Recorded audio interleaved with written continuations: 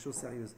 Donc voilà, Abul Hasan al-Ash'ari, il était vraiment sur la voie de remettre l'aqidah, je parle toujours de la croyance, sur son bon chemin. Et il a écrit plusieurs livres, entre autres Al-Ibana, où il va instaurer. Al-Ibana, c'est un petit livre, hein, mais il a mis dans ce livre-là un concentré de l'aqidah. Il est phénoménal ce livre. Un très petit livre, mais un concentré. Il parle de tout à l'aqidah, mais d'une manière très brève et succincte. Et d'ailleurs, personne ne l'a jamais critiqué ce livre-là. Tellement il était puissant, c'est pour ça qu'on a beaucoup menti à l'égard de Abul Hasan al-Ash'ari. Donc moi je vous demande, si vous voulez lire Abul Hasan al-Ash'ari, ne le lisez pas à travers les livres des opposants de Hasan al-Ash'ari, ce qui est logique. Vous voulez comprendre l'Ash'ariya, lisez les livres de l'Ash'ariya.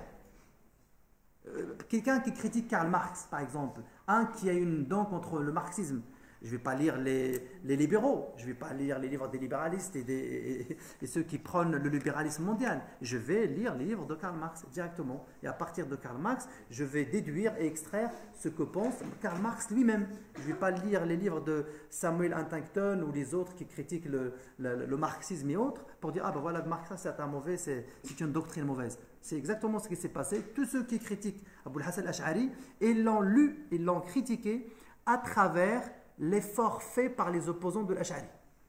Ils n'ont pas à partir du livre l'Ash'ari exactement. Ce sont ceux qui sont un peu comme on a fait pour Ibn Taymiyyah. Vous savez, Ibn Taymiyyah, et d'ailleurs il y a une polémique il n'y a pas très longtemps par Abdallah Ben Bayya. Je ne sais pas si vous connaissez.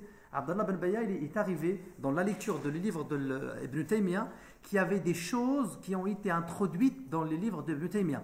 Par exemple, le changement, voire le remplacement du mot amala bi mot qatala.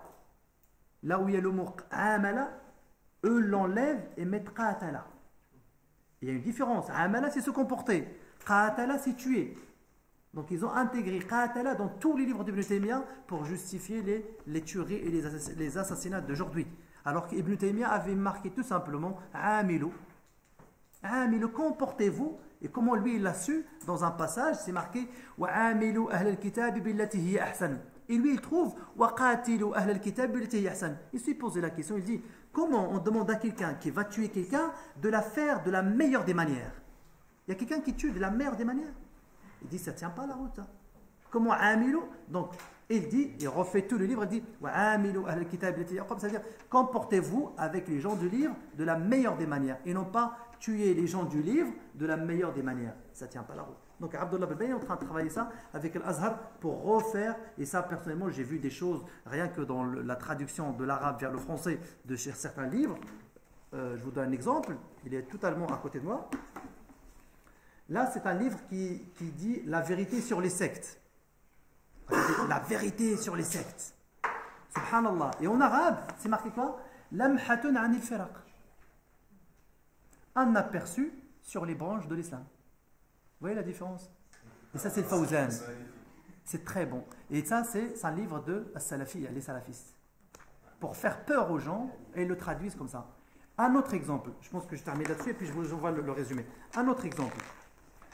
Personnellement, je suis arrivé à un livre que j'ai quelque part, je ne vais pas dire, voilà. Dans ce livre-là, la traduction, c'est le livre que vous connaissez tous, la description de la prière du prophète, de Cheikh Al-Albani rahimahullah. Tout le monde l'a lu, c'est le livre bleu. Non, il est intéressant le livre. Non, il est intéressant. Mais je le dis en arabe. Alors ce qui s'est passé, c'est que ce livre-là, moi je l'ai pris personnellement, je peux très bien vous le montrer, en arabe et en français. Vous savez, toute la désinformation qu'il y a en français et tout ce qu'ils ont pu enlever du livre en français concernant le Qardawi pour aller dans le sens de la doctrine et de l'idéologie salafiste. Et ça, c'est moi-même, personnellement, qui est arrivé à ce point-là.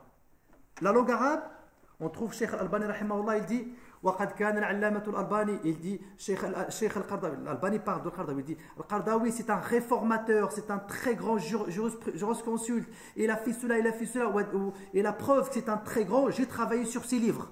Et c'est un réformateur qui fait de la discipline. Dans le texte en français, on arrache cette partie-là et on ne fait même pas allusion à tout ce qu'il a dit l'Albani sur Al-Qardawi pour faire propager l'idéologie justement de ces gens. Voilà un exemple, d'autres exemples. Ibn Taymiyyah, un exemple, et je vous laisse imaginer des choses qui relèvent du sort de la Ummah dans son sens général. Ça c'est uniquement petit, hein, c'est rien. Non, le pétrodollar, je ne vais pas dire qui, mais c'est le pétrodollar, on l'a compris ça. On l'a compris. Et tout le monde ferme les yeux sur ça. Et c'est d'où l'intérêt d'étudier ce genre de choses. Et c'est des choses aujourd'hui qui n'échappent plus à personne. Les conséquences de ça, on l'a vu il n'y a pas très longtemps en France. Et pourtant, tout le monde a fermé les yeux. Les académiciens, les intellectuels, les penseurs, tout le monde a fermé les yeux sur cette idéologie parce qu'il y avait derrière l'argent. Et c'est une vérité tout ça.